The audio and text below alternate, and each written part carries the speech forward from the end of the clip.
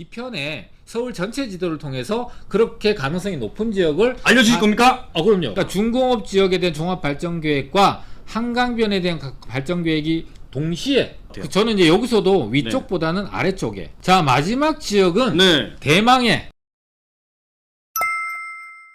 안녕하세요. 대단한 부동산 꼰대들의 공견입니다. 안녕하세요. 이상수입니다.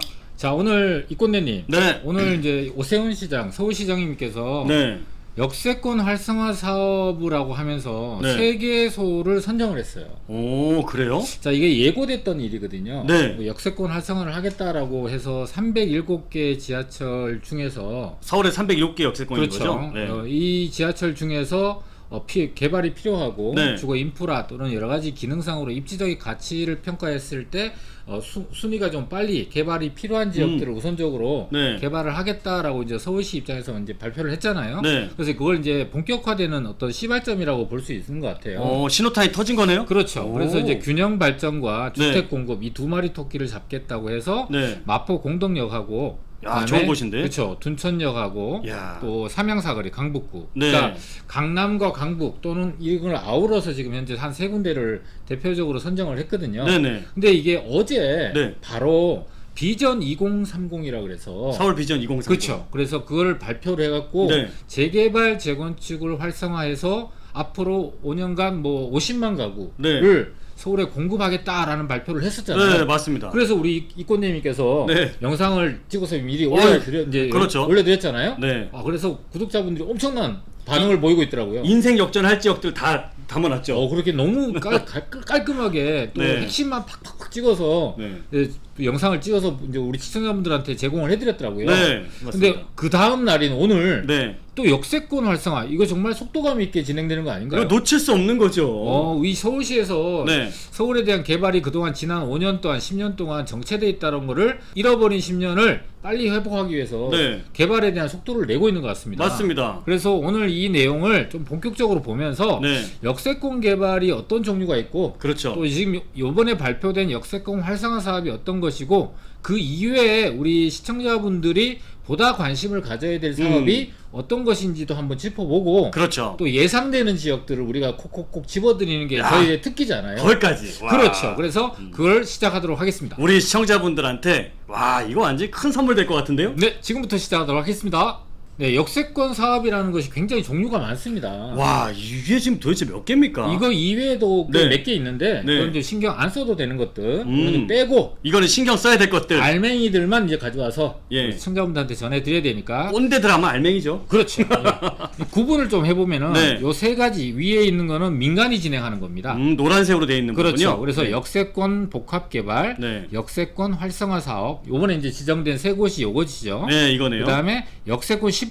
그래서 이 오 시장님이 도입을 했다가 10년 동안 서 있었던 것이 이제 다시 도입이 되고 활성화되는 것이고 물 만났네 이제. 그렇죠. 최근에 이제 원효로 일가와 청파동 일가, 용산 대표적인 오후 주거타운의 이 역세권 시프트가 주민들의 동의를 얻어서 지금 서울시에다가 구역 지정을 신청해 놓은 상태니까 용산구에 있는 원효로 일가와 청파동 일가를 이제 출발점으로 해서 본격적으로 이 역세권 시프트 사업들이 확대 될 걸로 저희가 예상을 해봅니다. 맞습니다. 자, 그래서 역세권 복합개발, 역세권 활성화 이런 시프트 이게 어떤 종류냐 각각 구분하기가 굉장히 어렵잖아요.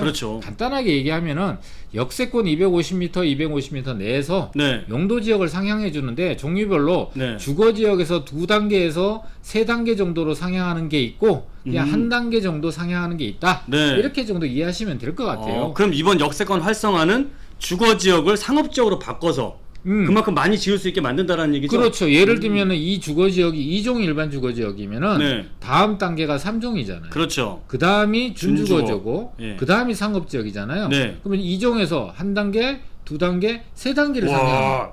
미쳤네 이거. 근데 만약에 3종 일반 주거지역이라면 2단계 정도를 상향하는 거죠. 그래서 보통 일반적으로 용도 지역 상향이라면은 한두 단계에 그치는 경우가 많은데 이 역세권 활성화 사업은 거기가 상업 지역으로서의 가치가 높고 고밀 복합이 개발이 이루어져야 될 만한 입지를 갖고 있기 때문에 이런 이제 두세 번의 종상향을 이루게 되는 거죠. 자, 그리고 이 역세권 시프트 같은 경우는 특별하게 역세권 500m까지 가능합니다.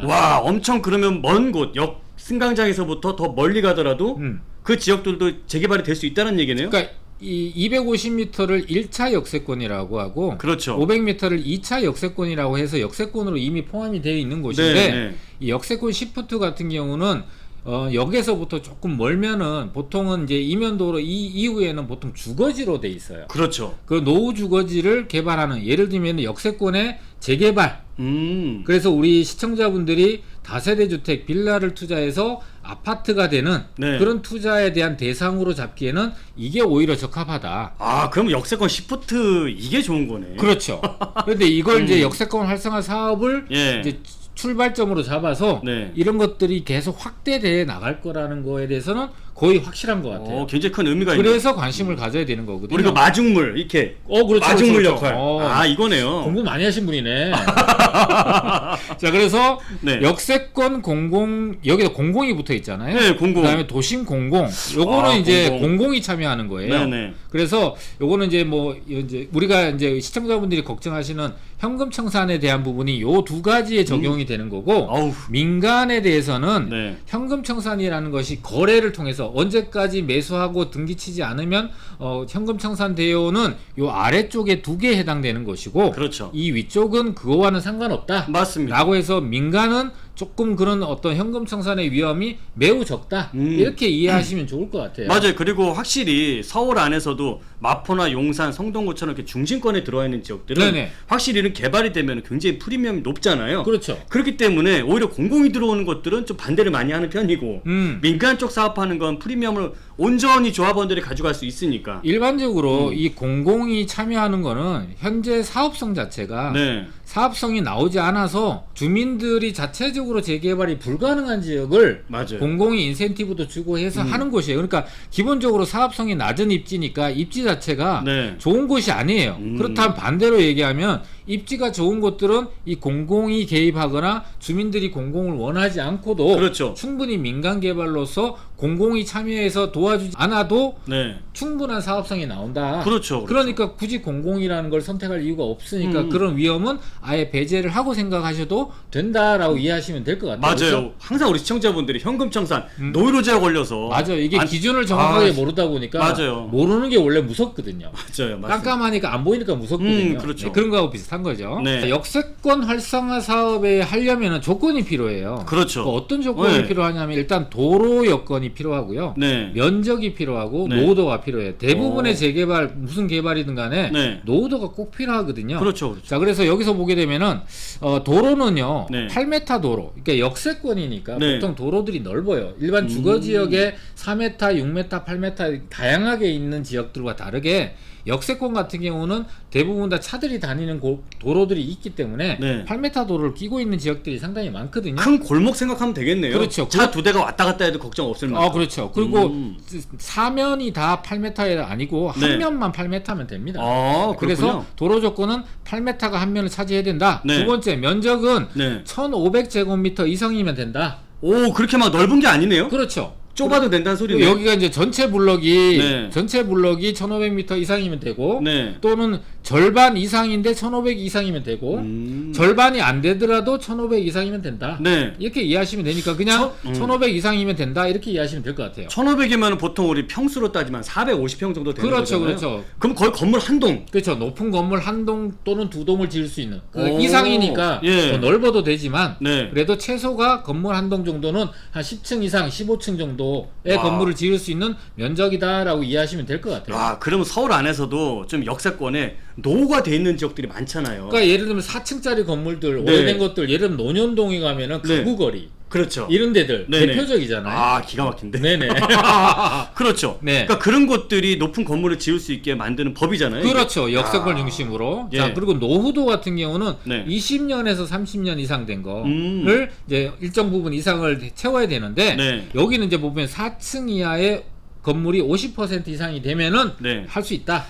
그렇네요. 확실히 좀 저층들이 지금 있다는 얘기는 그만큼 낙후되어 있는 동네. 자, 역세권이라고 네. 하면은 어떻게 보면 땅의 가치로는 가장 좋은 곳인데 최고죠. 거기에 4층 건물이 있을 정도면은 네. 거기가 매우 활성화가 안 됐다는 뜻이에요. 맞습니다. 그러니까 이런 지역을 이 입지 여건에 맞게 그렇죠. 활성화를 하겠다 이런 개념이라고 보시면 그게 돼요. 땅의 가치를 제대로 쓰는 거잖아요. 그렇습니다. 네. 그래서 요건을 본 다음에 네. 이번에 선정된 세 곳이 보게 되면 면적이 크지 않아요. 네네. 그러니까 예를 들면은 여기 이제 자 삼양사거리역 같은 경우에도 보면 건물 한 개 정도 지을 수 있는 면적. 그 다음에 네. 공덕역 같은 경우도 지금 현재 뭐 저이용으로 사용하고 있는 땅 면적 한 개 건축 큰 건물 하나 정도 들어설 좀 면적. 예. 그 다음에 여기가 둔천역인데 둔천역은 둔천 주공 아파트가 지금 한 12,000가구 정도 재건축하고 있죠. 재건축을 하고 있잖아요. 네. 이 대로변이 굉장히 크거든요. 오, 맞아요. 근데 굉장히 이 넓어요. 가로변을 따라서 상가들이 네.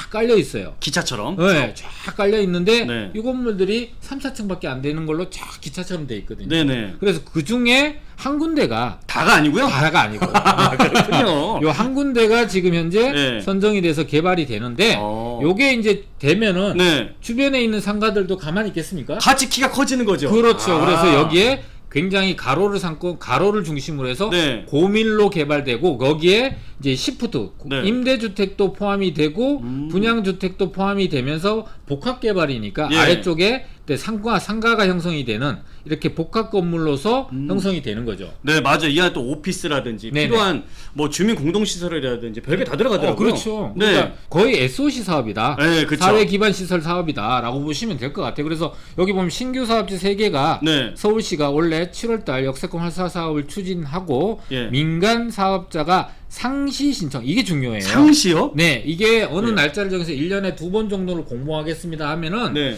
굉장히 경쟁도 심하고 또 경쟁에서 탈락되는데도 다음을 또 노려야 되는 여러 가지 문제들이 발생을 하는데 상시적으로 신청을 할 수 있다라면은 네. 각각 어느 이제 준비가 된 구역들별로 네. 신청을 해서 보다 많은 지역들을 선정할 수 있는 어떤 좋은 방법이기도 하고요. 네. 이렇게 상시 신청으로 전환되고 나서 처음으로 선정된 곳이 이 세 군데예요. 와, 그러면 앞으로도 이런 세 군데뿐만이 아니라 네. 30군데, 300군데가 생길 수도 있다는 얘기네요. 그렇습니다. 오. 그래서 예.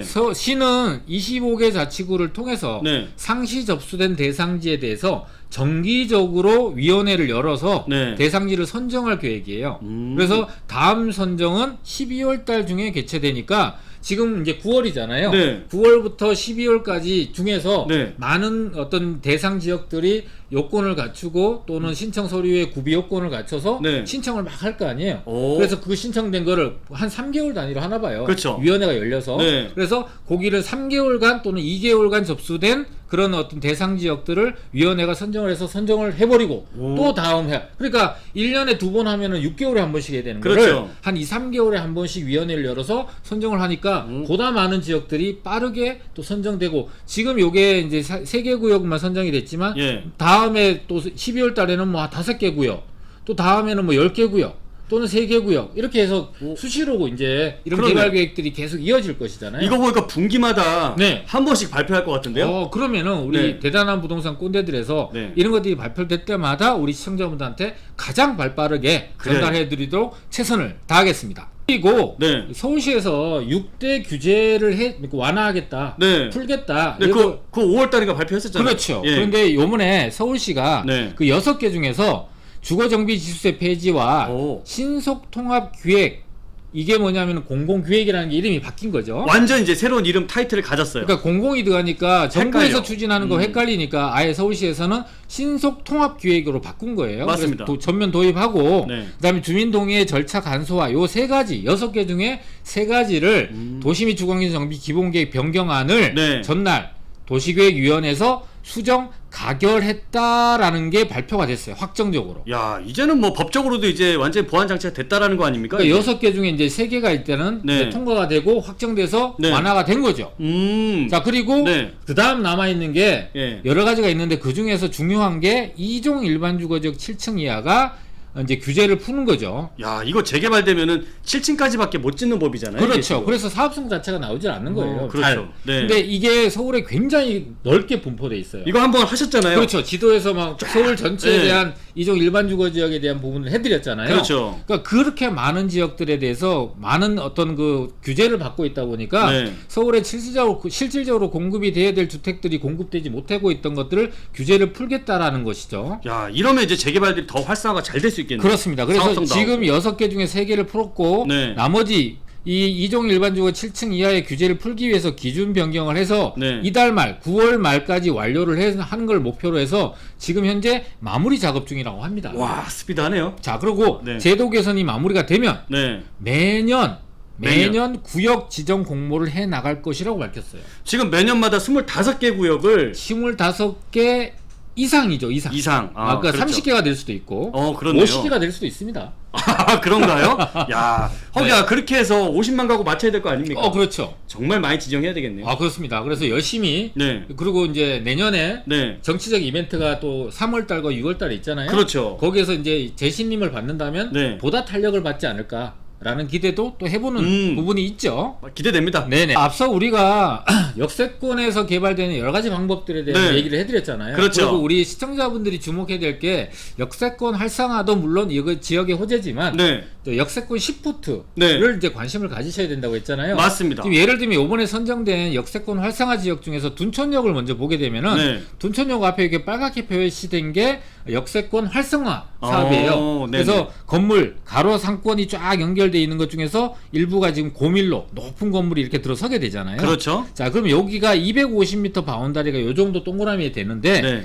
역세권 시프트는 500m 범위 내잖아요. 와, 굉장히 넓어지겠네요. 그렇죠. 범위가. 근데 여기는 이제 둔촌주공 아파트니까 이쪽은 빼고, 그렇죠. 그러면 나머지 세 군데 지역이 네. 이제 대상 지역이 될 수 있잖아요. 여기 둔촌동, 여기 둔촌동, 여기는 성내동. 성수동, 성내 3동, 성내동 1, 2, 3동이 있거든요. 1동, 2동, 3동이 있는데 네. 3동 지역에 해당이 되고 둔촌역에서 가까운 지역들. 네. 그리고 이 뒤에 같은 경우가 노후도 여부는 이제 실제로 지역마다 좀 다르니까 그렇죠. 그거는 별도로 하고 네. 이런 지역들이 역세권 개발이 되는데 차이점이 뭐냐면 역세권 시프트 같은 경우는 네. 일반 재개발의 노후도는 몇 %죠? 67%? 그렇죠. 한 네. 3분의 2 정도 또는 네. 4분의 3 정도 이상을 채워야 되잖아요. 맞습니다. 근데 역세권 시프트는 40에서 60% 정도의 노후도를 채우면 가능하기 때문에 네. 일반 재개발에 비해서 노후도가 현저하게 낮은 상태에서도 개발이 가능하고 네. 또 여기는 또 인센티브를 주잖아요. 그렇죠. 그 용도 지역이 상향되고 네. 그럼 사업성이 당연히 좋아지는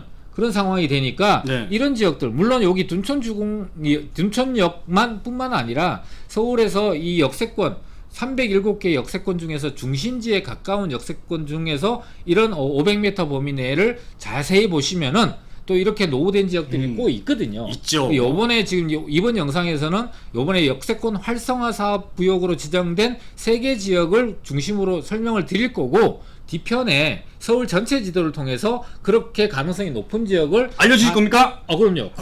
찍어둘 예정이니까 끝까지 시청해 주시면 감사하겠습니다. 좋습니다. 네, 누구나 관심을 갖고 있는 공동역입니다. 야, 공동. 자, 공동역은 네. 이제 역세권 활성화 사업 빼고 네. 자 500m 이렇게 그으면은요. 네.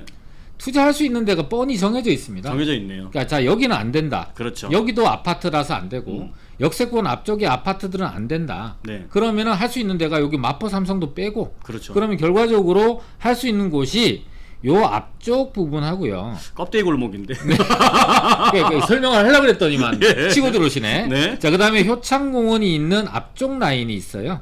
자, 공원에 붙어 있는? 그렇습니다. 요 두 지역 정도가 네. 역세권 시프트가 가능한데 네. 우리 이제 이꼰대님이 앞서서 선수를 치는 것처럼 여기는 무슨 골목? 껍데기 골목. 그렇습니다. 여기는 상권이 맛있더라고요. 굉장히 좋기 때문에 예. 상권이 활성화된 지역들은 개발되기가 쉽다 어렵다?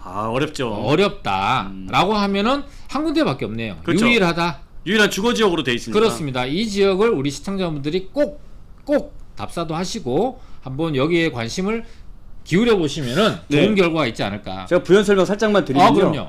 여기 유일이라고 써놓은 곳이 여기 공원이잖아요. 네네. 이 효창공원. 네네. 효창공원의 요 위쪽으로 보면은 효창 6구역이라고 있죠. 해서 네. 아파트 이제 곧 입주고요. 입주죠. 이 바로 옆에 공원에 붙어 있는 요 자리는 가로주택 정비 사업 진행하고 있고요. 구역으로 지정됐죠. 이 나머지 자리는 이제 밑으로 몇 개 없습니다. 땅이 없어요 이제. 여기 더 이상. 오른쪽은 학교라서 안 되고 안 되지. 어차피 안 되고 그러면 땅 얼마 안 되는 공원 조망이 나올 수 있는 핵심을 찝어주시네. 역시 많이 배우신 분이야. 지금 현재 이 최근에 세 곳이 선정됐지만은 그렇죠. 이번에 세 곳. 그렇죠. 네. 그 전에 이미 진행하고 있는 지역들이 있어요. 시범 지역. 그렇죠. 네. 6군데, 5군데죠? 네, 5군데요. 공릉역, 네. 당항역, 홍대 있고요. 홍대. 제 핫플레이죠, 핫플. 하플. 예. 신림역, 네. 그다음에 신림선이죠. 네, 그렇죠. 그다음에 보라매역 보면은 네. 되게 유망한 지역들이죠. 네, 맞습니다. 그리고 여기 보면 우리 지하철 노선들도요. 네네. 경전철도 경전철 역세권에서도 개발이 되고요. 여기 있네, 여기 있네. 네. 신림선. 네. 네네. 그리고 뭐 우리 요번에 발표된 것 중에 이제 삼양사거리역도 네네. 거기도 경전철이에요. 그렇죠. 경전철이든 일반 전철이든 앞으로 GTX 쪽에서 나오면 뭐 기가 막히겠네요. 그렇겠네요. GTX 역은 역사가 생기는데 네. 당연히 개발이 되는 게 같이 포함이 돼 있어요.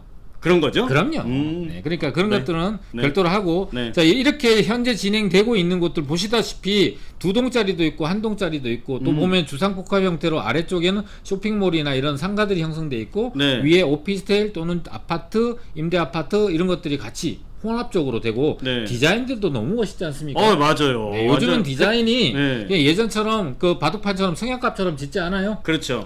굉장히 디자인도 신경을 써서 돈도 많이 들여서 네. 디자인 자체가 랜드마크가 될 수 있도록 그렇게 짓습니다. 그래서 그래야만 가치가 훨씬 디자인하는데 돈 들인 것보다 네. 그렇게 완성됐을 때 가치가 훨씬 더 높아요. 훨씬 높죠. 그리고 이 건물은 이 자체 주민센터도 들어가는 곳들도 있어요. 그렇죠. 병원도 들어가고 병원도 들어가고. 보건소도 들어가고. 네. 그러니까 건물만 아무래도 좀 면적이 크고 네. 제대로 지어지면 원스톱으로 다 쓸세권 이런 거. 스레퍼 신고 내려와서 쭉 태워서 주민센터 가서 네. 등본이나 뭐 인감 뛸 수 있는 거죠. 네, 맞습니다. 저희 신고도 가능하고 예. 완전 좋은 거죠. 그렇죠. 인터넷으로 해요. 자, 그리고 이게 서울에서만 일어나는 일이 아니라 네. 수도권도 마찬가지고요. 네. 특히나 보면 지방 도시들 중에서 평택시 같은 경우도 나선 평택시에 평택역이 있거든요. 네. 여기도 보면 역세권 개발, 역세권 활성화를 위해서 네.